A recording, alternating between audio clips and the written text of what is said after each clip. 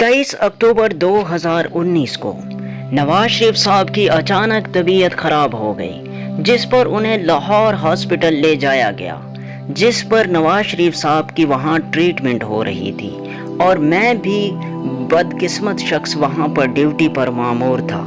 लेकिन नवाज शरीफ साहब जिस कमरे में थे उसके साथ ही मुतसिल कमरे में डॉक्टरों का झुरमुट था और उस डॉक्टरों के झुरमुट में डॉक्टर एक दूसरे से मुशावरत कर रहे थे और यहाँ तक कि पाकिस्तान के हर जो माहिर डॉक्टर थे उनसे भी मुशावरत की जा रही थी और उन डॉक्टरों को भी लाहौर में बुलवाया जा रहा था।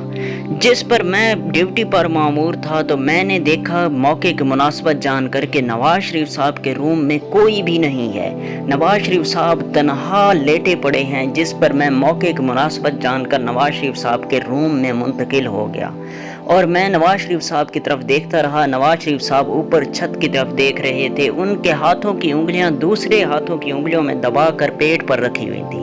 जिस पर मैंने मियाँ साहब की तरफ देख रहा था तो मियाँ साहब ने मेरी तरफ देखा और मैंने फिर सलाम किया, जिस पर नवाज शरीफ साहब ने मुझे सलाम का जवाब दिया। फिर ऊपर की तरफ देखने लग गए और फिर मैंने सवाल किया कि मियाँ साहब आप अब क्या महसूस कर रहे हैं, जिस पर नवाज शरीफ साहब खामोशी से लेटे रहे और नवाज शरीफ साहब ने कहा कि आपका तारुफ। तो उसके बाद मैंने कहा कि गुमनाम शख्स आपके सामने खड़ा है। तो उसके बाद मियाँ साहब मुस्कुराने लग गए। तो मियाँ साहब ने कहा कि आप हुक्म करें। तो उन्होंने कहा कि मियाँ साहब मैं आपकी सिर्फ सेहत दरियाफ्त करने आया हूँ। तो उस पर नवाज शरीफ साहब से उन्होंने पूछा कि क्या आप इस चीज़ से पछता रहे हैं कि आप पाकिस्तान ना आते। तो मियाँ साहब का कहना था कि पाकिस्तान की आवाम और पाकिस्तान मेरे दिल में बसता है। मैं चाहे सऊदी अरब में चला गया था, मुझे जिला वतन कर दिया गया था, या मुझे कोई और चीज़ की वजह से पाकिस्तान से दूर भेजा जाए तो मैं नहीं रह सकता। मैं पाकिस्तान से बेहद मोहब्बत करता हूँ। तो इसी बात के कहने के बाद मियाँ साहब खामोश हो गए। मियाँ साहब की आंखों से आंसू टपकने लगे और जब साहब की आंखों से आंसू टपके तो मियाँ साहब ने अपने हाथों से उनको साफ किया। तो उसके बाद मैं खामोश खड़ा रहा और मैंने फिर मियाँ साहब को कहा कि अल्लाह पाक आपकी सेहत और तंदुरुस्ती दे और आप जल्द सेहत याब होकर फिर एक मर्तबा पाकिस्तान की खिदमत कर सकें। तो उन्होंने कहा कि मेरे साथ बहुत बड़ी ज़्यादती हुई है, मुझे खिदमत करने दें। इन अल्फाजों के बाद नवाज शरीफ साहब खामोश हो गए। मैं वहाँ से चल पड़ा। उसके बाद 2 साल बाद 2021 में नवाज शरीफ साहब एक गोल्फ ग्राउंड में तन्हा बैठे थे और उनके आसपास नवाज शरीफ साहब की सिक्योरिटी बहुत टाइट थी। मैं लंदन में पहुंचा तो मैंने मौके की मुनासबत जानकर मैंने कहा कि मियाँ साहब से आज मुलाकात हो सकती है।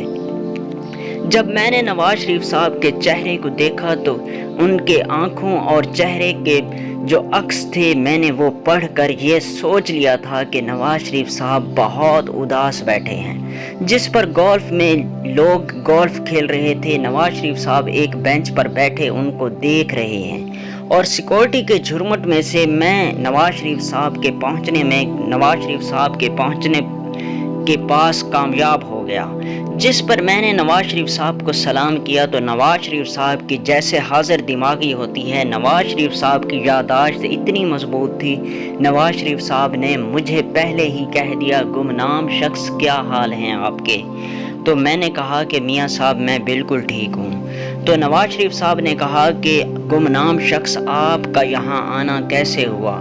तो मैंने कहा कि मियाँ साहब मैं यहाँ ड्यूटी पर आया हुआ था, तो आज मेरा ऐसे यहाँ पर आना हुआ तो मैंने देखा कि आप तन्हा बैठे हैं, तो मौके की मुनासबत जानकर मैंने आपसे गुफ्तगू की और मैंने कहा कि मियाँ साहब से मिल लूँ। तो मैंने नवाज शरीफ साहब से बहुत सारे सवाल किए, जिन पर मैं उन सवालों में से काफ़ी सवाल हैं वो नहीं बता सकता, लेकिन जो चंद सियासी बयान हैं और नवाज शरीफ साहब की पर्सनल लाइफ पर हैं वो मैं आप लोगों को बता सकता हूं। जिस पर नवाज शरीफ साहब से सवाल किया गया कि आप किस कोई ज़िम्मेदार ठहराते हैं پہلا میرا سوال اور تھا، لیکن یہ درمیان میں جو سوال تھے جو مجھے گمنام شخص نے بتائے ہیں، میں ان سوالوں کے جوابوں میں سے وہی جواب دے رہا ہوں جو نواز شریف صاحب کی ذاتی زندگی پر ہیں اور نواز شریف صاحب کی سیاسی زندگی پر ہیں۔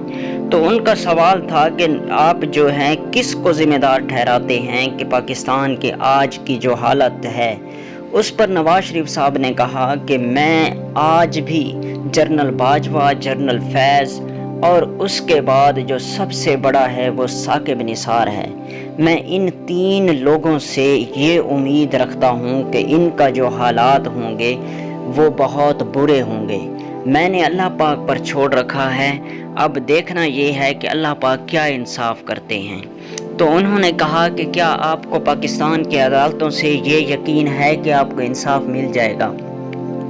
تو انہوں نے کہا کہ یہ ان بدقسمت لوگوں کو سوچنا چاہیے جو یہ اس منصب پر پہنچ کر یہ سوچتے ہیں کہ اس شخص کو گرا دینا ہے، یہ غلط ہے، وہ صحیح ہے۔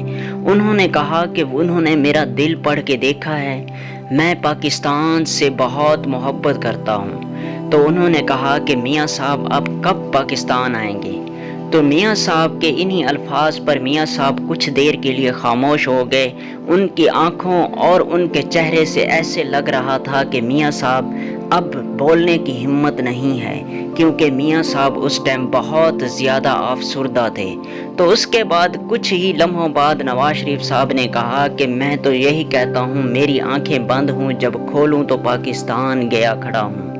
تو اس پر میں بھی دل میں افسردہ ہوا، لیکن میں اپنے جس ادارے سے تعلق رکھتا ہوں، جس چیز سے تعلق رکھتا ہوں، اس کی بنا پر میں نے نواز شریف صاحب سے کوئی بات نہ کہی، لیکن دل میں بہت دکھ ہوا۔ نواز شریف صاحب سے جب میں نے اور سوال کیا، میں نے کہا کہ کیا آپ مریم نواز صاحبہ کو وزیر اعظم یا وزیر اعلیٰ دیکھنا چاہتے ہیں؟ تو اس نے میری طرف ایک دھیمے انداز سے دیکھا۔ تو اس کے بعد نواز شریف صاحب پھر نیچے دیکھا اور نواز شریف صاحب نے کہا، نہ مریم نواز وزیر اعظم بننے کے قابل ہے، نہ وزیر اعلیٰ بننے کے قابل ہے۔ میں نہ وزیر اعظم بننے دینا چاہتا ہوں اور نہ وزیر اعلیٰ، کیونکہ جو اس منصب پر پہنچتے ہیں تو پاکستان میں ان کے لیے جب یہ اس اقتدار سے دور ہوتے ہیں تو ان کے لیے بہت بڑی پریشانیاں ہوتی ہیں۔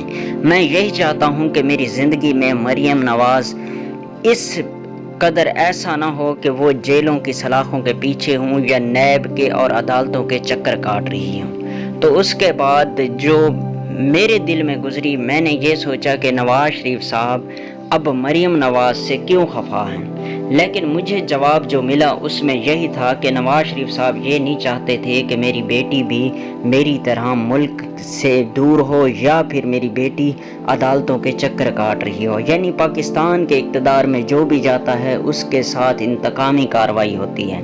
تو میں نے کہا کہ میاں صاحب کیا پاکستان کی جو اس ٹائم حالات چل رہے ہیں اس کا کون ذمہ دار ہے؟ تو نواز شریف صاحب کے جو الفاظ تھے اس پر میں نے نواز شریف صاحب پر اپنی محبت اور بڑھا دی۔ نواز شریف صاحب نے کہا کہ اس میں صرف میں نہیں، عمران نہیں، ہم سارے ذمہ دار ہیں، جو بھی عظیم منصب پر بیٹھے ہیں وہ سب ذمہ دار ہیں، سب کی ذمہ داری ہے کہ وہ اس بحران سے نکالنے کے لیے ایک ساتھ مل کر چلیں، تب ہی ہم پاکستان کو کامیاب کر سکتے ہیں۔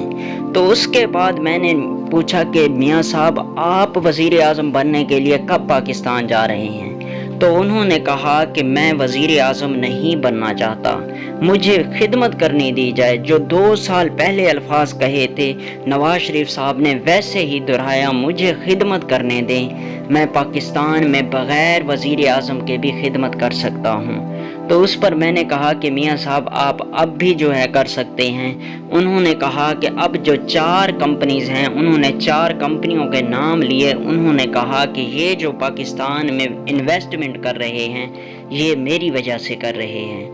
تو اس کے بعد میاں صاحب نے کہا کہ اگر میں اقتدار میں آیا، میری جماعت آئی تو مجھے وزارت عظمیٰ کا شوق نہیں ہے، میرے ساتھ ناانصافی کی جاتی ہے، میں ویسے ہی وزارت عظمیٰ کے بغیر ہی پاکستان کی خدمت کرتا رہوں گا، لیکن مجھے خدمت کرنے کا موقع دیا جائے۔